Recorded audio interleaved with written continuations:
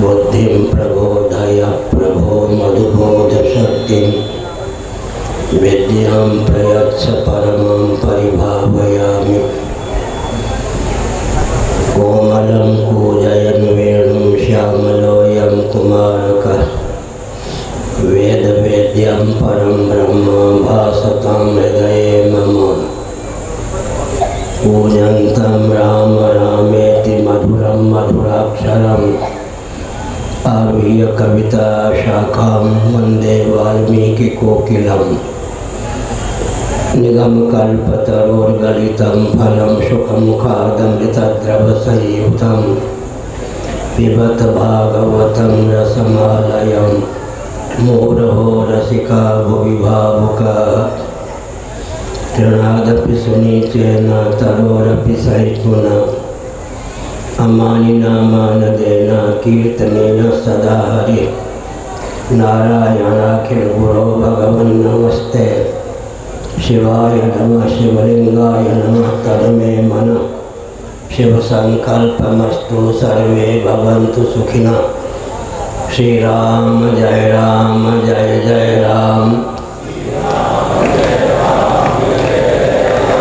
श्री राम जय राम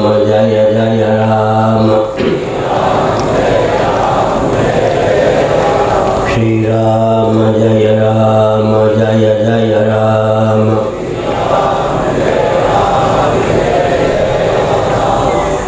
धर्म की अधर्म का प्राणियों में विश्व का गोमाता की गोहत्या भारत सर्वभूत हृदय धर्म सम्राट श्री स्वामी कल्पात्री जी महाराज की, श्री जगन्नाथ महाप्रभु की, श्री बलभद्र महाप्रभु की, भगवती सुभद्रा देवी की।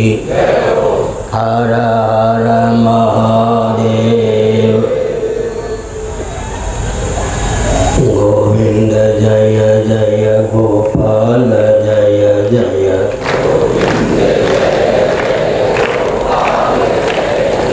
राधा रमण हरि गोविंद जय जय।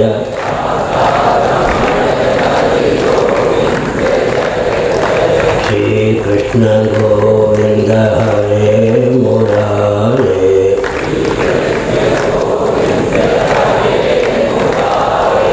हे नाथ नारायण वासुदेवा।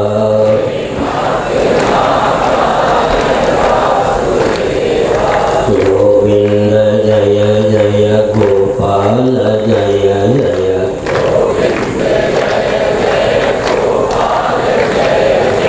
राधा रमण हरि गोविंद जय जय।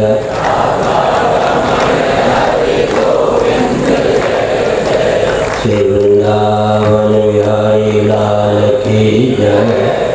नमो माधुर्य शंभो शिव शिव शिव शिव शिव शिव नारायण नारायण नारायण।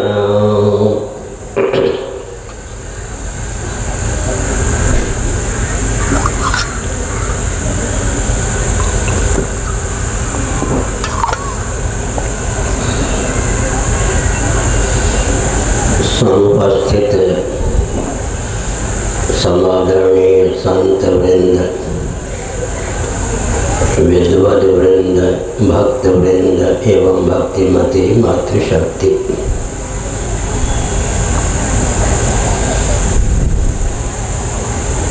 भारत विश्व का हृदय साक्षात जीवन धन जगदीश्वर की अवतार भूमि है।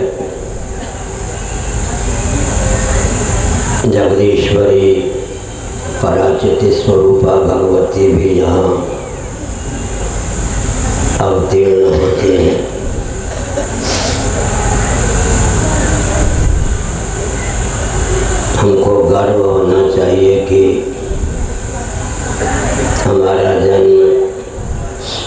भारतवर्ष में सतकुल में हुआ है।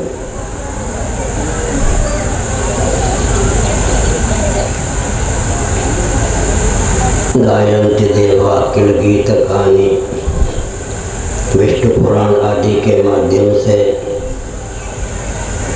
यह तथ्य सिद्ध है कि भारत का अद्भुत महत्व है।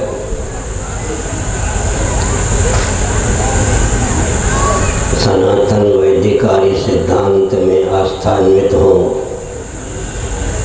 यह आवश्यक है और आप परंपरा से सनातन वैदिक आर्य सिद्धांत के प्रति आस्थान्वित भी हैं।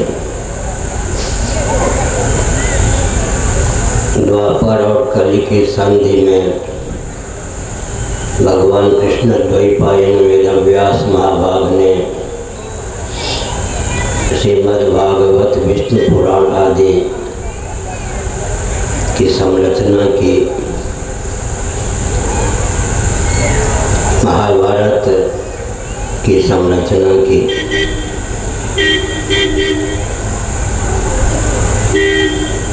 त्रेता युग में ब्रह्मर्षि वाल्मीकि जी ने रामायण की रचना की। रामायण और महाभारत आर्षभ प्रणीत दो इतिहास हमारे जीवन में उज्ज्वलता के आधार में समर्थ हैं। समय निकालकर वाल्मीकि रामायण और महाभारत का अध्ययन करना चाहिए। मान्य विद्वानों ने दोनों ग्रंथों का ललित हिंदी में अनुवाद भी किया है। पुराण का अर्थ होता है पुराना होता हुआ भी नया। प्रणव का अर्थ होता है पुराना होता हुआ भी नया, जिसकी उपयोगिता कभी कुंठित न हो। हर देश में, हर काल में, हर परिस्थिति में, हर व्यक्ति के लिए जिसकी उपयोगिता सिद्ध हो, उसी का नाम पुराण है, उसी का नाम प्रणव है।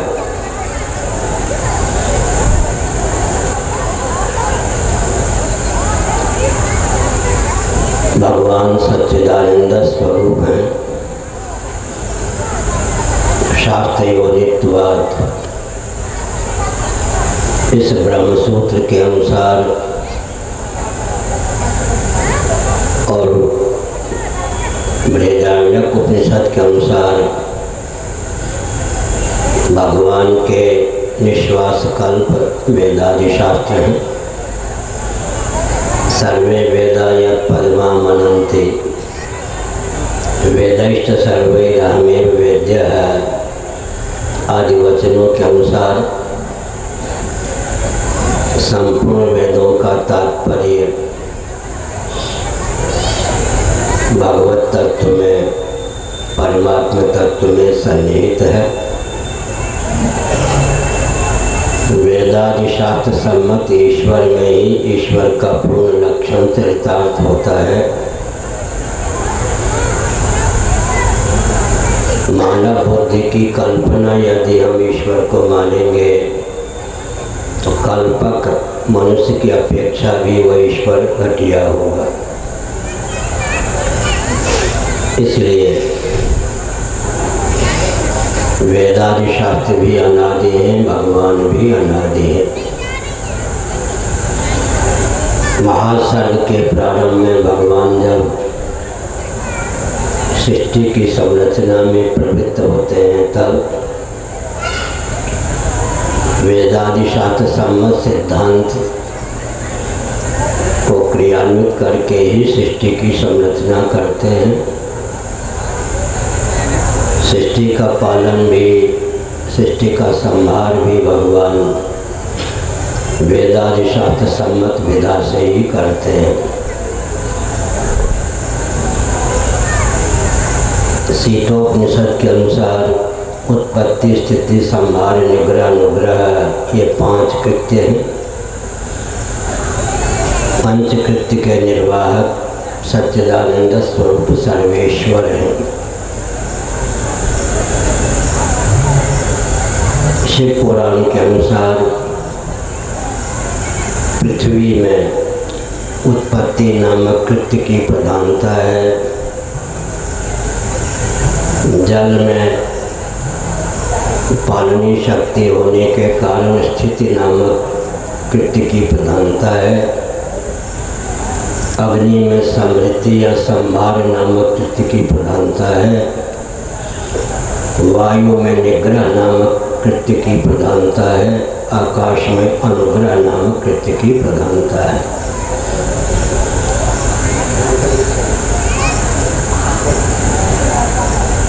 इस दृष्टि से विचार करें तो दार्शनिक ही नहीं अपितु वैज्ञानिक धरातल पर भी हमारा वैदिक वाङ्मय परम समृद्ध है। आजकल एक लहर चल पड़ी है। कुछ महानुभाव कहते हैं कि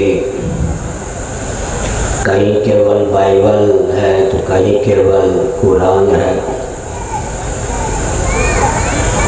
कहीं केवल गुरु ग्रंथ साहब है। एक ही ग्रंथ हमारे यहाँ होता तो बहुत अच्छा था। अगर इस दृष्टि से विचार करें तो सर्वोपनिषद दोगा वो दोगा गोपाल नंदना, महाभारत का एक उज्ज्वल अंश रत्न है। श्रीमद् भगवद गीता वही पर्याप्त है। परंतु ऋषिभिर्बहुधा गीतम छन्दोभिर्विविधैः पृथक् ब्रह्मसूत्र पदैश्चैव हेतुमद्भिर्विनिश्चितैः है। गीता 13वां अध्याय। गीता को समझने के लिए भी अतिरिक्त संपूर्ण वैदिक वाङ्मय का विधिवत अनुशीलन आवश्यक है। याज्ञवल्क्य की स्मृति में 14 विद्या का वर्णन है। शिव पुराण में 18 विद्या का वर्णन है। शीतोपनिषद में 24 विद्या का वर्णन है। शुक्ल नीति में 32 विद्या का वर्णन है। विद्या के लाखों प्रभेदों का अंतर्भाव 32 में कर दिया गया है शुक्ल नीति में। कलाओं के लाखों प्रभेद हैं लेकिन सबका अंतर्भाव 64 में कर दिया गया है शुक्ल नीति में। चौखंबा से संस्कृत टीका हिंदी अनुवाद सहित शुक्ल नीति प्रकाशित है। एक बार उसका अध्ययन अवश्य करना चाहिए। 32 विद्या और 64 कला में हमारे पूर्वज निपुण होते थे।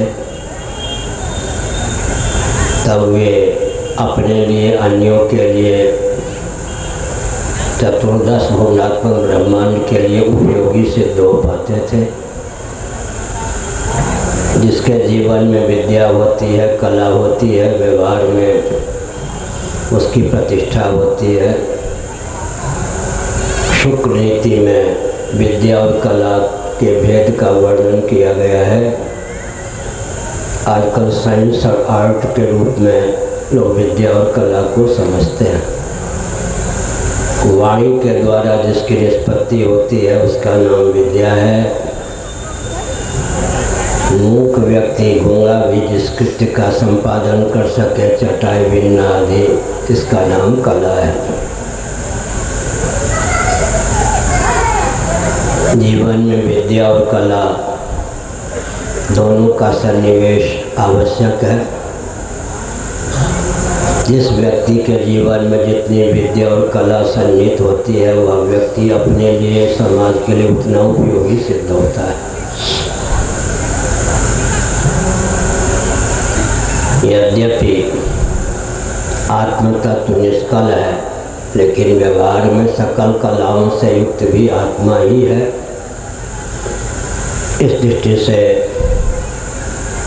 विद्या और कला में निपुणता आवश्यक है। जो भौतिकवादी होते हैं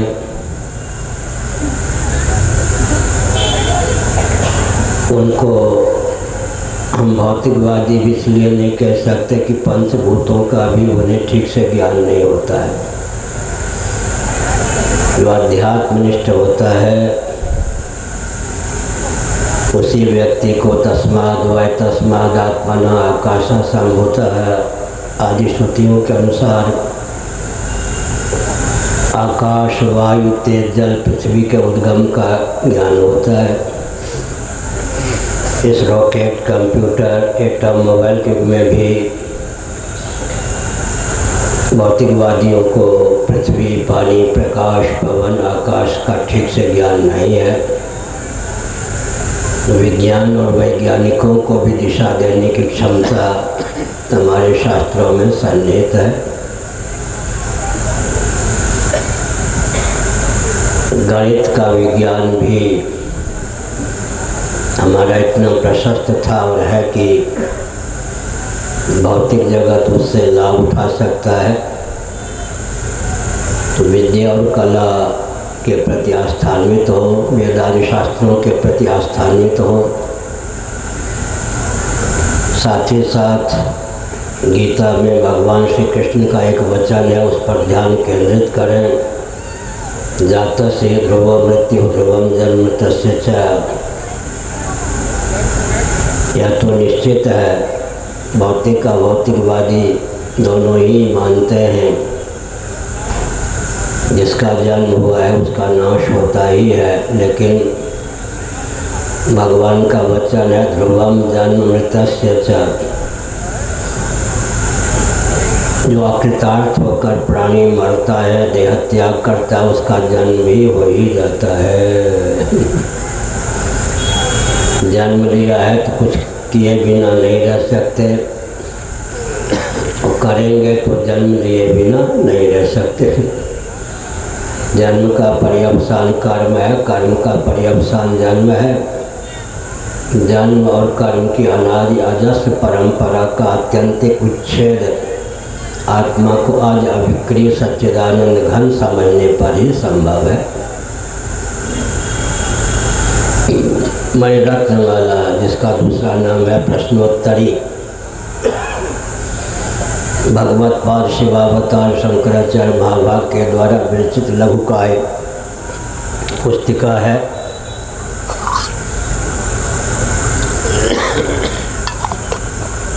उसमें उन्होंने एक प्रश्न उपस्थापित किया कि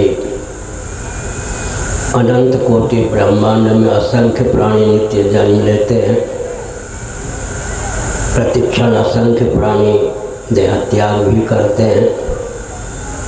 प्रामाणिक रीति से किसका जन्म लेना सार्थक है, किसका मरना सार्थक है। यस्य पुनर्न जन्म, पुनर्जन्म की योग्यता पर विजय प्राप्त करने की भावना से जिसने जन्म लिया है, जीवन काल में ही पुनर्भव की योग्यता को जलाने में जो समर्थ है, उसी का जन्म लेना सार्थक है। मृत्यु का पर्यवसान उत्क्रमण पुनर्भव में न हो, इस दृष्टि से जो भगवत तत्व को ठीक ठीक जानकर देह त्याग करता है, उसी का मरना सार्थक है। तो जन्म और मृत्यु को सार्थक करने का प्रयास करना चाहिए। देह के नाश से जीवात्मा का नाश नहीं होता, देह के भेद से जीवात्मा में भेद की प्राप्ति नहीं होती। यह जो सिद्धांत वाक्य है, यही वेदवादि शास्त्र सम्मत कर्म कांड, उपासना कांड, ज्ञान कांड का जीवन है। फिर से सुनिए, देह के भेद से जीवात्मा में भेद की प्राप्ति नहीं होती, देह के नाश से जीवात्मा का नाश नहीं होता।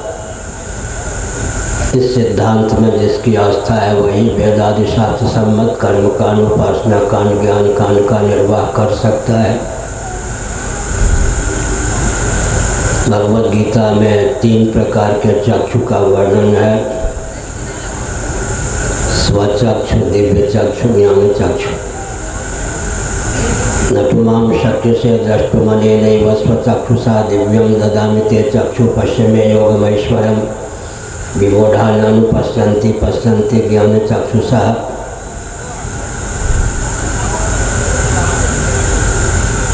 स्कंद पुराण के अनुसार हमें इस तथ्य का ज्ञान हो या न ज्ञान हो, ज्ञान चक्षु, दिव्य चक्षु और स्वचक्षु से हम संपन्न हैं। जब कोई सनातनी वैदिक आर्य हिंदू किसी स्त्री को माता समझता है, नानी समझता है, मामी समझता है, बहन समझता है, तीनों चक्षु की सार्थकता सिद्ध होती है। ज्ञान चक्षु सन्निहित, दिव्य चक्षु भावित स्वचक्षु के द्वारा किसी स्त्री शरीर में मातृबुद्धि होती है। ज्ञान चक्षु सन्निहित, दिव्य चक्षु भावित स्वचक्षु के द्वारा किसी पुरुष शरीर में पितृबुद्धि होती है। जागृत में स्वचक्षु की प्रधानता है, स्वप्नावस्था में दिव्य चक्षु ही प्राप्त रहता है। कर्मेंद्रियां ज्ञानेंद्रियां सो जाती हैं, अंतःकरण भी अर्धनिद्रित हो जाता है। वासना की प्रगल्भता और निद्रा दोष के वशीभूत होकर जीव स्वयं से अधिष्ठित मनोयोग से जब ग्राही ग्राहक भाव के रूप में मन को परिणत करता है तब स्वप्नावस्था होती है। स्वप्नावस्था में दिव्य चक्षु प्राप्त रहता ही है। यहाँ के शरीर को, संबंधियों को, भवन आदि को कोटि कोटि प्रयास करने पर भी स्वप्न जगत तक नहीं पहुँचा सकते। अपूर्व स्थानीय धर्मोयम, मांडुक्य कारिका में स्थानीय का अर्थ होता है धामी, जीव का अपूर्व स्थान धर्म है। स्वप्नावस्था में इस शरीर की पहुँच नहीं। यहाँ की पृथ्वी, यहाँ का पानी, यहाँ का प्रकाश, यहाँ का पवन, यहाँ का आकाश, यहाँ के स्थावर जंगम प्राणी कुछ भी स्वप्न में नहीं पहुँच सकते।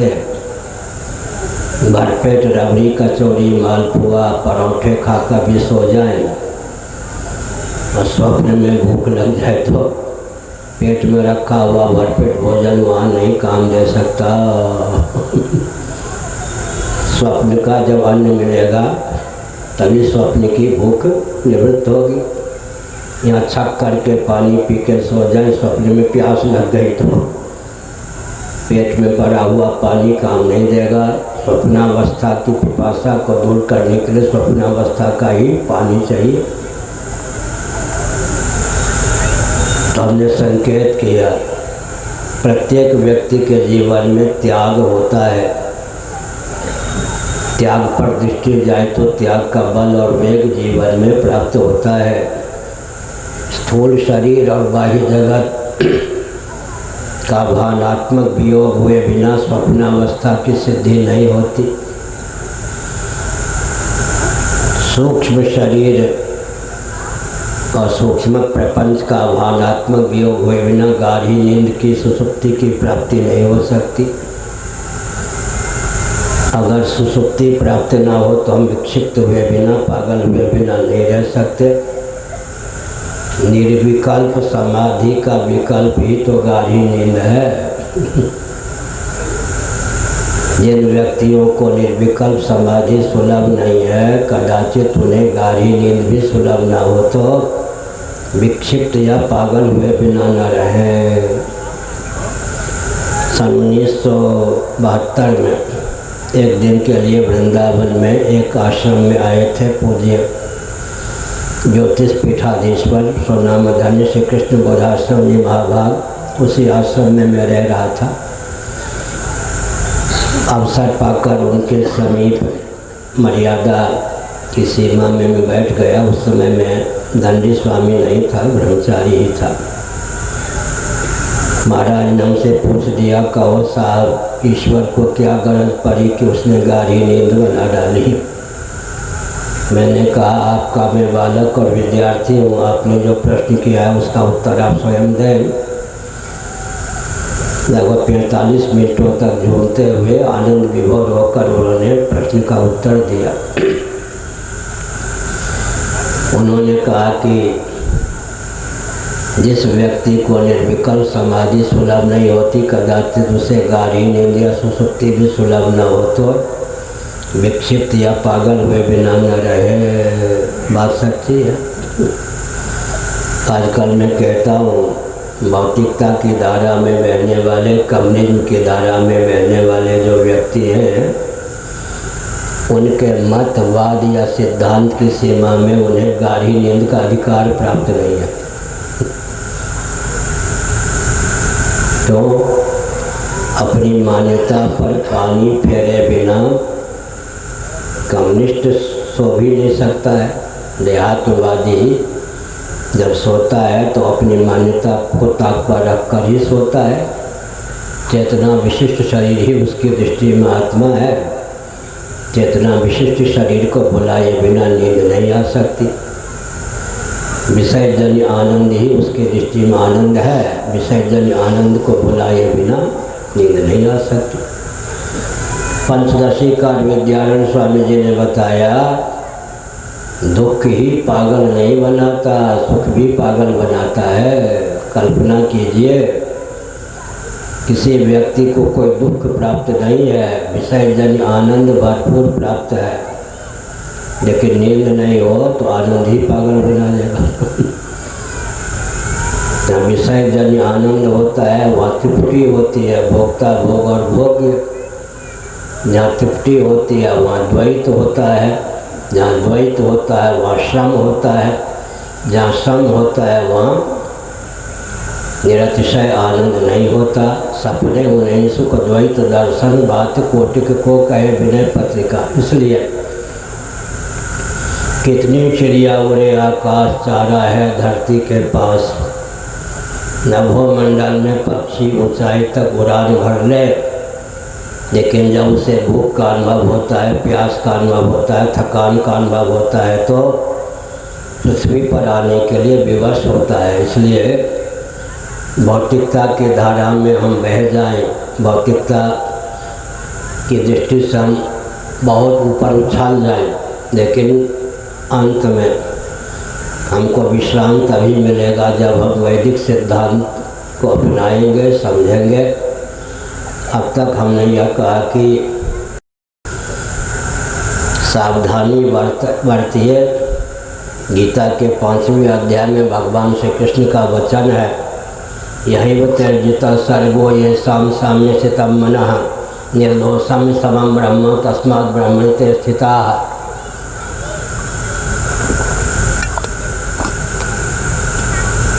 उन्होंने जीवन काल में ही या उनके द्वारा जीवन काल में ही पुनर्जन्म पर विजयश्री प्राप्त कर ली गई। जिनका मन सकल सदोष और विषम सृष्टि से उपरत होकर निर्दोष और सम परमात्मा में सन्निहित हो गया। यही भौतिकवादियों की आंखें खुल जाती हैं। प्रामाणिक रीति से निरीक्षण परीक्षण करने पर जो भी जगत है, कार्य है, सदोष विषम है। मीराबाई ने कहा, मीरा देवी ने, ऐसे पति को का वरु जो जन्मे और मर जाए, बल वरु वर वरु गोपाल को मेरे चिड़ियों अमर रह जाए। ऐसे पति को का वरु जो जन्मे और मर जाए। विचार करके देखें तो जो भी कार्य प्रपंच है सदोष है और विषम है। केवल भगवान ही सदोष नहीं निर्दोष है, केवल भगवान ही सम है। इसलिए बृहदारण्यक उपनिषद का उद्घोष है, असतो मां सद्गमय तमसो मां ज्योतिर्गमय मृत्योर्मां मृतम गमय। जो कुछ अनित्य है उससे पिंड छुड़ा कर, हे प्रभु में आप जो नित्य हैं, मृत्युंजय हैं, सदरूप हैं, उसका मैं वर्णन कर सकूं। जो कुछ अचित है, जड़ है, उससे पिंड छुड़ाकर आप जो चिन्मात्र ज्ञान स्वरूप हैं आपका वर्ण कर सकूं।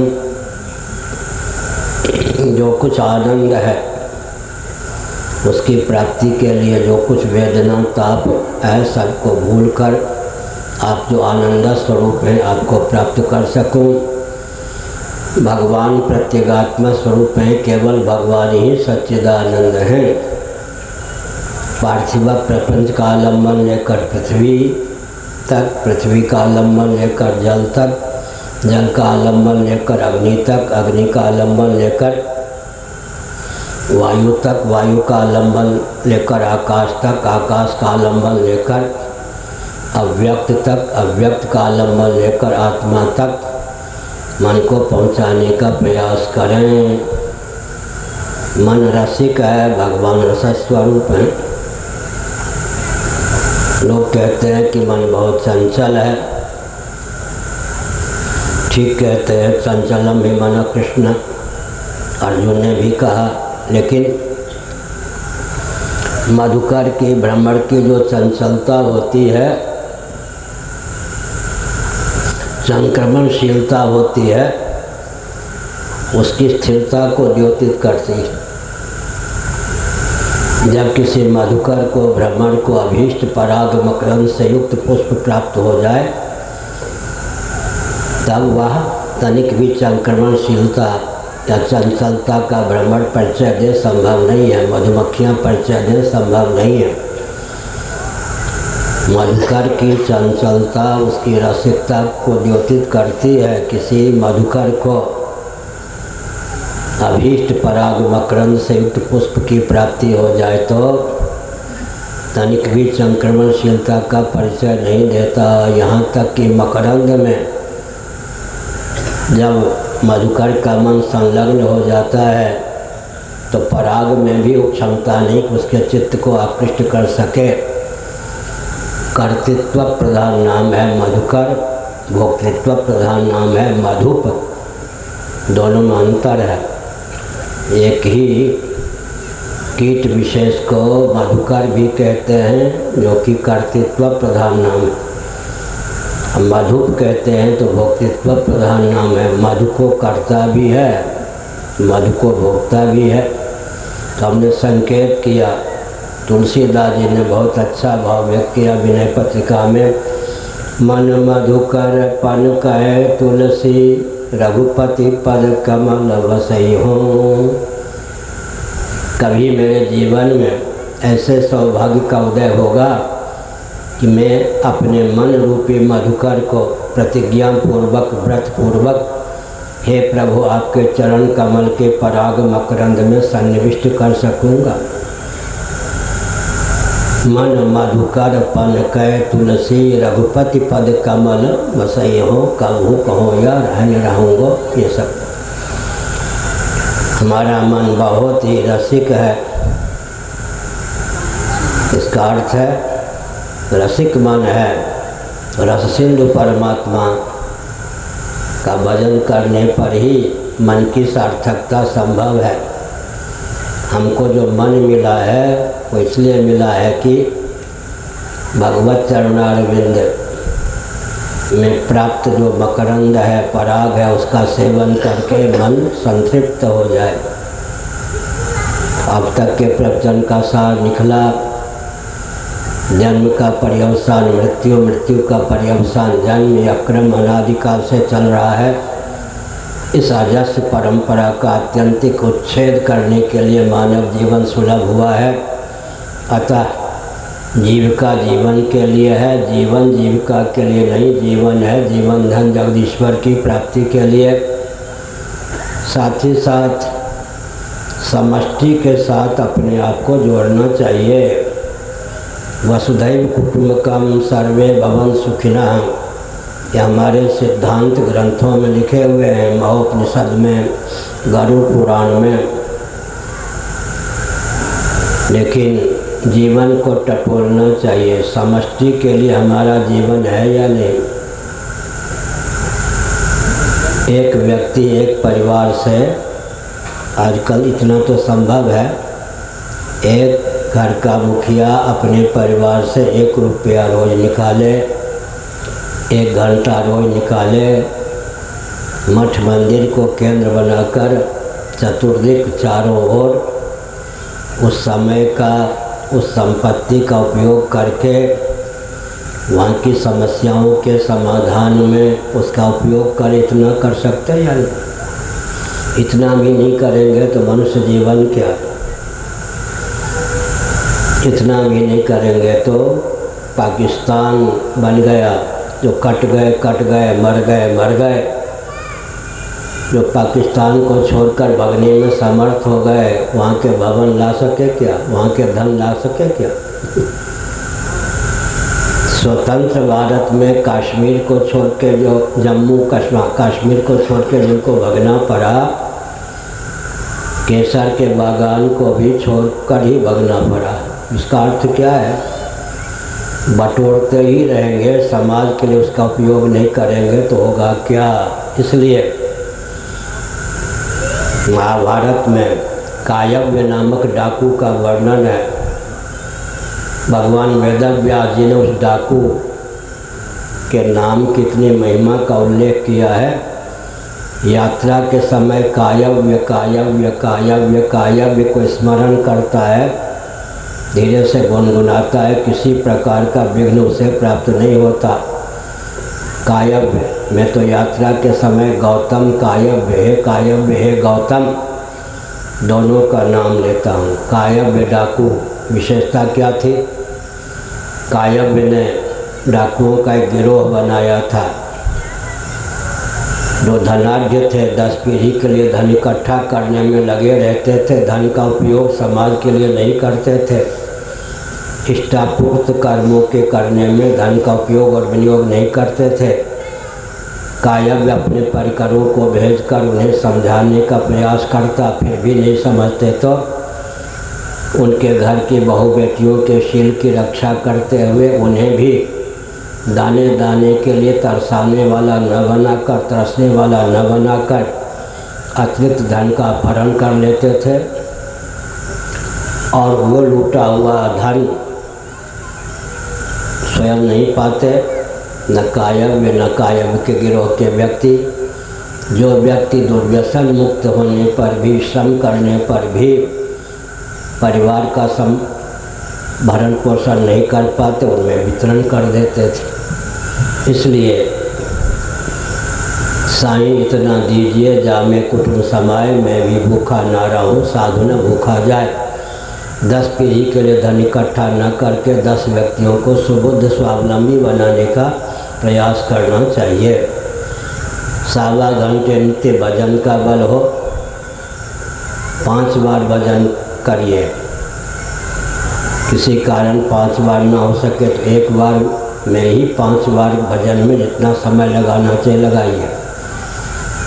सूर्योदय के पूर्व 15 मिनटों तक, सूर्योदय के बाद 15 मिनटों तक, मध्याह्न काल में 15 मिनटों तक, सायंकाल 15 मिनटों तक, सोने के पूर्व 15 मिनटों तक भगवान के नाम पर 75 मिनट 1.25 घंटे रोज निकालिए।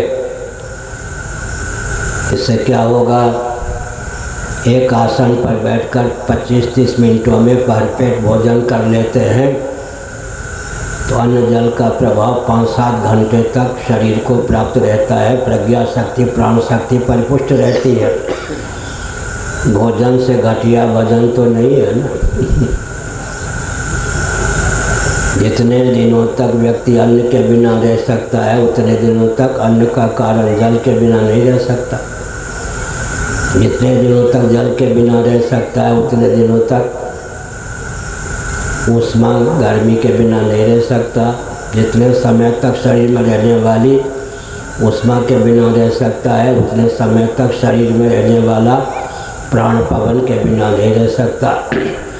प्राण पवन भी चले तब जब अवकाश प्रदाकाश उसको सुलभ हो।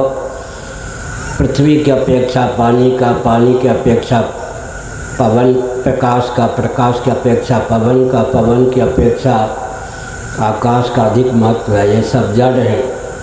चेतन का सर्वाधिक महत्व है। ये परार्थ है, आत्मा स्वप्रकाश है।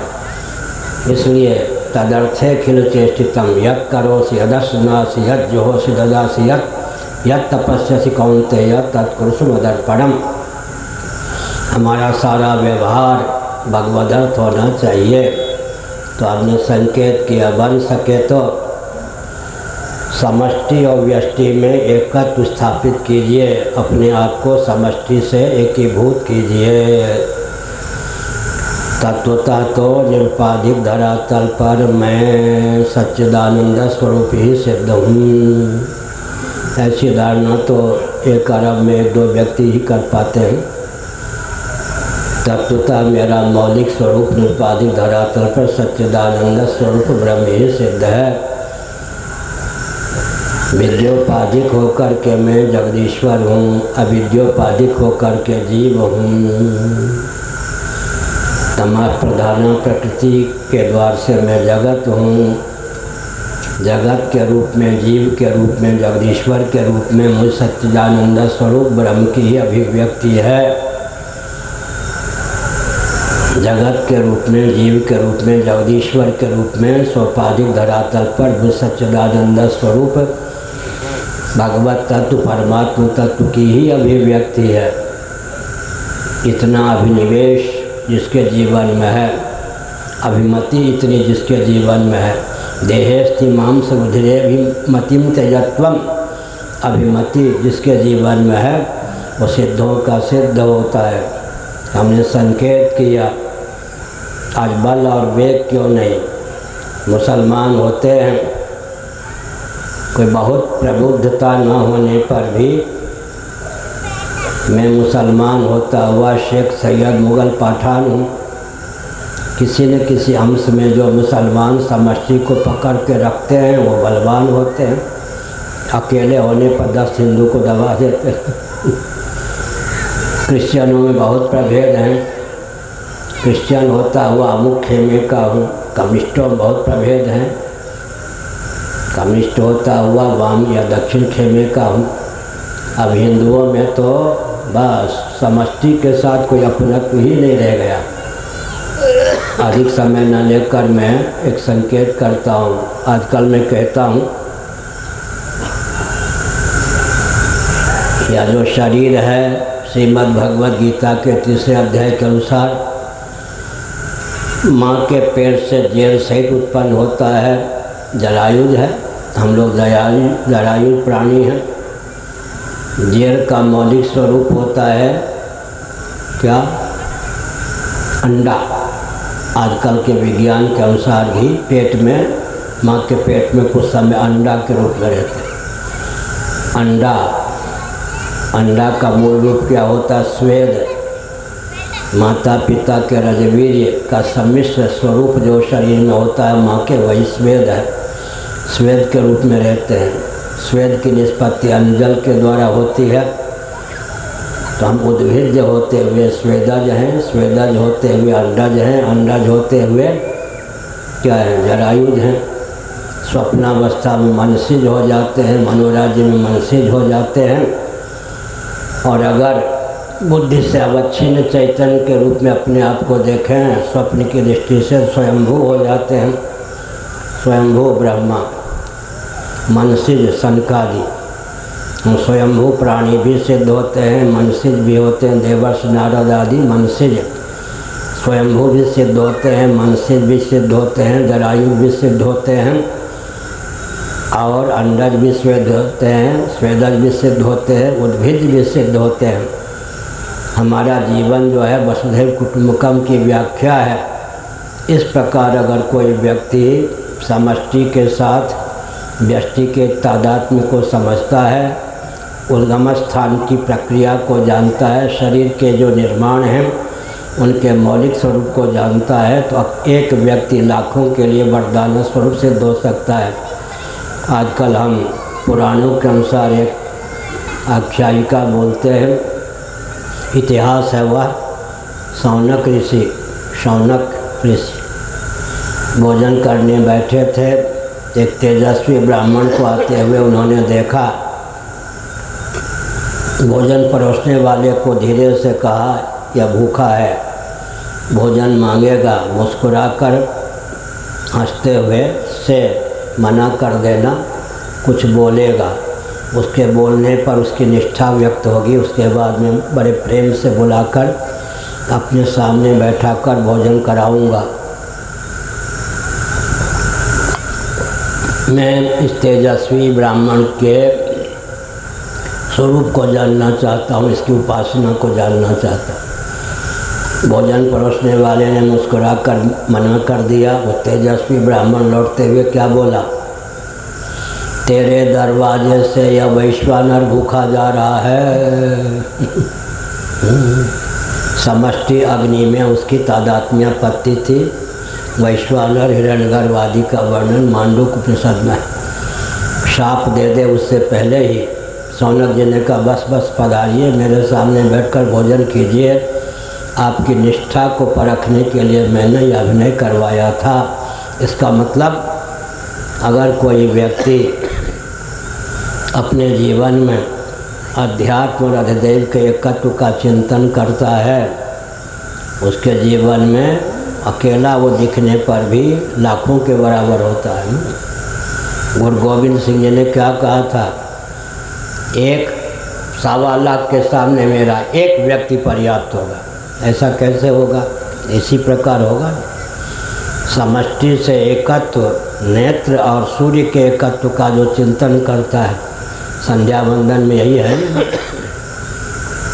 मन और चंद्रमा के एकत्व का जो वर्णन ज्ञान प्राप्त करता है, चिंतन करता है। पाँव और वामन जी के एकत्व का चिंतन करता है, हाथ और इंद्र के एकत्व का चिंतन करता है, नेत्र और सूर्य के एकत्व का चिंतन करता है, वाक और अग्नि के एकत्व का चिंतन करता है। विश्व की वैश्वानर रूपता का, तेजस की रणगर्भ रूपता का, प्राज्ञ की ईश्वर रूपता का, तुरी की ब्रह्म रूपता का जो चिंतन करता है, वही स्वस्थ क्रांति को उद्भाषित कर सकता है। वो एक होने पर भी अरबों के समान होता है। इसलिए हमने संकेत किया और अंत में वेदादि शास्त्र सम्मत कर्म उपासना ज्ञान कांड के महत्व को समझना चाहिए। चतुर्दश का अर्थ होता है 14। चतुर्दश पूर्णात्मक ब्रह्मांड में जहाँ कोई कहीं दिव्यता है, वेदादि शास्त्र सम्मत कर्म कांड उपासना कांड ज्ञान कांड के कारण है। कोई तारा होकर, कोई चंद्रमा होकर, कोई सूर्य होकर, कोई वायु होकर, कोई पृथ्वी होकर, कोई आकाश होकर उद्दीप्त है। ये सब जीव हैं, प्राणी हैं। एक जीव स्वयं को पृथ्वी बना सकता है, जल बना सकता है, जल के अधिदेव वरुण हैं। एक जीव स्वयं को क्या इंद्र बना सकता है, वरुण के रूप में भी जीव ही प्रतिष्ठित है। अर्थात जितना देवमंडल है सब के रूप में कर्मोपासना के प्रभाव से जीव ही परिलक्षित होते हैं। अध्यात्म और अधिदेव के एकत्व का चिंतन, मन और चंद्रमा के एकत्व का चिंतन, बुद्धि और ब्रह्मा के एकत्व का चिंतन, चित्त और वासुदेव के एकत्व का चिंतन, अहम और रुद्र के एकत्व का चिंतन। और बहुत ऊंची बात है, अधिक समय न लेकर न देकर 4 घंटे से आप प्रवचन सुन रहे थे। बहुत ऊंची बात यह है कि रामचरितमानस के अनुसार विचार करें तो हमारा मौलिक स्वरूप कितना ऊंचा है। हम देवता पितर सबको मानते हैं, लेकिन मौलिक स्वरूप पर ध्यान दें तो एक व्यक्ति में अपार शक्ति का उदय हो सकता है। विषय करण सुरजीव समेता, सकल एकते एक सचेता, सबकर परम प्रकाशक जोई, राम अनादि अवधपद सोई। विषय शब्द स्पर्श रूप रसगंध और इनके अभिव्यंजक संस्थान सक चंदन वनता व्यंजनादि, इनकी अपेक्षा कर्णग्राम अंतःकरण इंद्रियों का उत्कर्ष है। अंतःकरण चेतक, विषय चेतित और चेतक पर तलवार उठा। महाराणा प्रताप के घोड़े का नाम चेतक। चेतक कर्णग्राम की अपेक्षा अधिदैव का महत्व है। अधिदैव इंद्र वरुण कुबेर इत्यादि बहुत ऊंचे हैं, लेकिन कोई जीव ही कर्मोपासना के फलस्वरूप स्वयं को इंद्र ब्रह्मा आदि के रूप में प्रतिष्ठित करता है। बृहदारण्यक उपनिषद के अनुसार आज जो देवराज इंद्र के पद पर प्रतिष्ठित हैं, कभी बृहद भारत में सतकुल में अश्वमेध यज्ञ में अधिकृत कुल में उत्पन्न हुए थे। शास्त्र सम्मत 100 अश्वमेध याग का उन्होंने निर्विघ्नता पूर्वक संपादन किया। उसके प्रभाव से आज वो देवराज इंद्र के पद पर प्रतिष्ठित। अहंग्रह उपासना की प्रगल्भता के बल पर कोई जीव ही ब्रह्मा के पद पर आज प्रतिष्ठित है। कोई वरुण बना हुआ है, जल संसाधन मंत्री यहाँ के नहीं, पूरे ब्रह्मांड का जल संसाधन मंत्री का नाम क्या है? वरुण। विद्युत के अधिदेव का नाम क्या है? देवराज इंद्र। विद्युत के अधिदेव का नाम है इंद्र। हमने संकेत किया, क्या संकेत किया? वेदादि शास्त्रों के प्रति आस्थान्वित होना चाहिए। वेदादि शास्त्र सम्मत कर्मकांड, उपासना कांड, ज्ञान कांड का आलम्बन लेंगे तो पूरे ब्रह्मांड के लिए अपने लिए वरदाना स्वरूप सिद्ध होंगे। श्री राम जय राम, जय जय राम।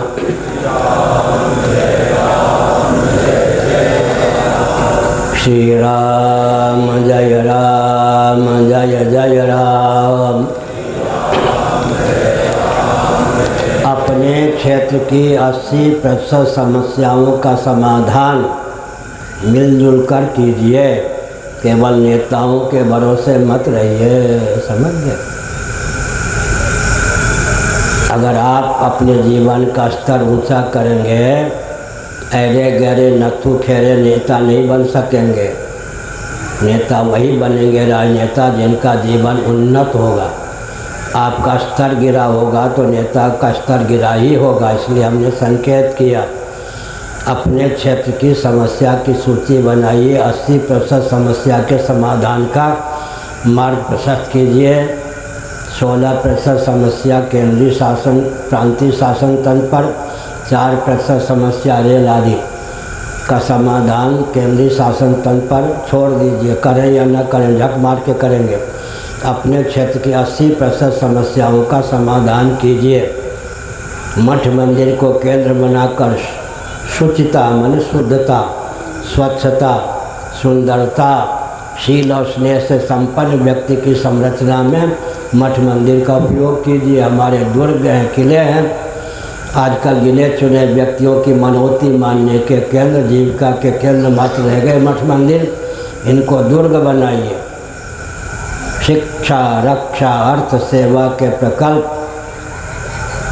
शुचिता, स्वच्छता, सुंदरता, शील और स्नेह से संपन्न व्यक्ति और समाज की संरचना में मठ मंदिरों का उपयोग हो। जो युवा शक्ति है और दृढ़तापूर्वक अपने क्षेत्र को बुलंद करने के लिए जागरूकता का परिचय दे, अपनी शक्ति का उपयोग करके गोवंश की रक्षा का प्रकल्प चलावे और धीरे धीरे कृषि का जो हमारा प्राचीन विज्ञान था, बैलगाड़ी का युग फिर आना चाहिए। नहीं तो ये जिसकी उपयोगिता हम छोड़ देंगे उसकी तो बलि होगी ही। महायंत्रों के कारण क्या हुआ? गोवंश की प्रजातियों का विलोप होने लगा। ऊँट की प्रजाति का विलोप हो गया राजस्थान में। क्यों? ट्रैक्टर आदि के माध्यम से माल ढोने लगे। पहले क्या था? पशु हमारे जीवन के सहयोगी थे, हम उनका भरण पोषण करते थे, हमारे लिए उपयोगी थे। हमारे द्वारा उनका संरक्षण होता था, उनके द्वारा हमारा संरक्षण होता था। अब हमने यंत्रों के ऊपर निर्भरता के कारण क्या किया? उन सब प्राणियों की प्रजातियों का विलोप करने का मार्ग प्रशस्त कर दिया। ऊँट की जाति भी विलुप्त, बैल इत्यादि के जाति भी विलुप्त। हमने संकेत किया, गोवंश की सेवा का प्रकल्प लीजिए। देसी गाय बहुत बढ़िया, इधर में देखा जर्सी नहीं, देसी गाय है, बहुत बढ़िया। इतनी तो विशेषता है। उनके संरक्षण का प्रकल्प चलाइए, बुलंद रहिए, राष्ट्र को बुलंद बनाइए और ऐसे जीवन में क्रांति लाइए, जीवन इतना उन्नत हो कि राजनीति में आने वाले अपने आप सोचने के लिए बाध्य हो जाए कि हमारा जीवन उन्नत होगा तभी समाज हमको मुख्यमंत्री, प्रधानमंत्री आदि बनने का अवसर देगा। श्री राम जय राम, जय जय राम। छोटी आयु के जो बच्चे हैं बालिकाएं हैं, इन सब बालक बालिकाएं, इनको प्रशिक्षण दीजिए।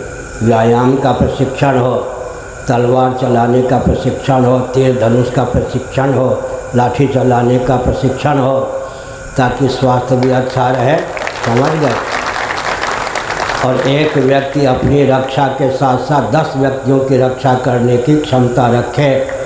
अगर कहीं उन्माद का परिचय ना दें, लेकिन अभी देखिए यूक्रेन ने क्या किया। यूक्रेन को आखिर आम जनता को व्यस्त उठाना पड़ा या नहीं? कभी भी वो स्थिति आ सकती है। मैं लड़ाने भिड़ाने की बात नहीं करता, लेकिन खूब लड़ी मर्दानी, वो तो झांसी वाली रानी थी, बुंदेले हर बोलों की हमने सुनी कहानी थी।